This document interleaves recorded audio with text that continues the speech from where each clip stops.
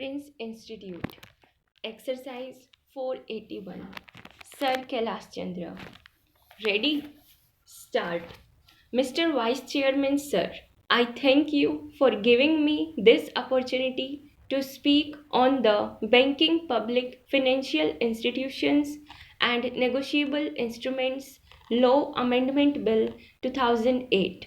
Sir, if we go back to the history when the announcement was made by Shrimati Indira Gandhi, our former Prime Minister, we had seen that there was opposition even from the congressmen against the progressive thinking, and they said that the banks should not be nationalized. But Indiraji was committed to it. She made it a point to see that the banks are nationalized so that the gates are opened for the purpose of helping the poor and the downtrodden. Sir, we have to accept the fact that the banks have become public institutions nowadays, and even the poor people can go there and get loans. I would like to submit that in some banks, the system of lending money and providing financial assistance to the small businessmen, agriculturists, and the persons who are small vendors has not been taken very seriously. In the last year's budget, that is the 2008-2009 budget, which was presented by the then finance minister, the thrust was given to agriculture. Rupees 2000 crores were allocated for the rural development programs, and rupees 3000 crores were given for the benefit of the agriculturists who are employed in the agricultural work.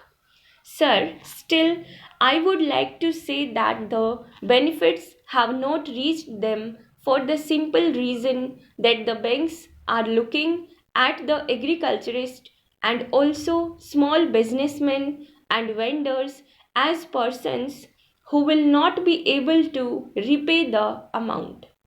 I would like to submit that the reality is that the big businessmen who have taken loans of crores and crores of rupees from the banks have not repaid the loans in time. There are several methods adopted by the banks to collect the money from the farmers who have taken the money for agricultural purposes. They collect from the sugar mills, they collect from the marketing societies, and from several places the money is collected from them. But the banks are treating the agriculturists as unwanted elements. That tendency among the bank officials should go. Now, sir, they have started a system of bank finances to the agriculturists within a radius of about 20 kilometers, which will definitely benefit the agriculturist. Sir, the other important aspect is that in spite of the deposits mounting, there is a system of paying commission to the promoters in which a lot of bungling is going on. They are paying promoters commission to those persons who mobilize the deposits. When it is a government institution which is depositing the money, why should they pay promoters commission? To whom are they paying? This particular aspect of promoters commission should be removed because the finances are there to benefit the people. The officers are there in the banks to collect the deposits. Why should there be a middleman just like a promoter to get the commission from the bank? Sir, the other aspect is that they are introducing computers. Sir, it created a furor in the minds of the workers working in the banks. Some unions agree, some unions fail to agree. Some of the banks have introduced computers. Sir, the assurance which is given by the finance ministry that the employees will not be retrenched and that they will be accommodated elsewhere should be followed.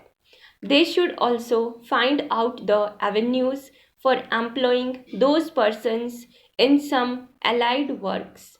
They are opening new branches. They can be accommodated in those new branches.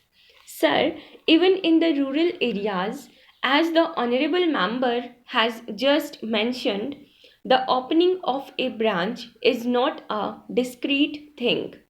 When one Indian bank opens a branch in a particular village, immediately the state bank goes there, the UCO bank goes there. They do not apply their mind, they do not find out what will be the total business there. They should see to its viability while opening a branch. That system is not being followed. I am talking about the southern region. The banks want to have a competition there, but the competition should be on the basis of population there and the area in which they are operating. But simply opening a branch without transacting any business will be a burden on the bank itself. Sir, about the appointment of directors, I would like to submit that in most of the banks, the directors have not been appointed for the past 2 or 3 years. It may have been due to various reasons. Representatives of the people should be definitely represented there. But in most of the banks, directors have not been appointed for 2 years or 3 years, and in some banks, their full strength is not there. Only a skeleton group of directors is functioning there. Sir, another important burning problem is misappropriation by bank officials.